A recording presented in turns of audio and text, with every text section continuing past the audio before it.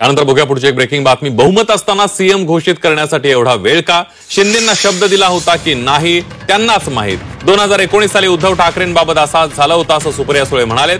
उद्धव ठाकरे 2019 ला वारंवार हेच बोलत होते असं म्हणत सुप्रिया सुळे यांनी भाजपवर निशाणा साधलेला। आपण बघतोय बहुमत असताना सीएम घोषित करण्यासाठी एवढा वेळ का असा सवाल सुप्रिया सुळे यांनी उपस्थित केलाय। शिंदेंना शब्द दिला होता की नाही त्यांनाच माहित।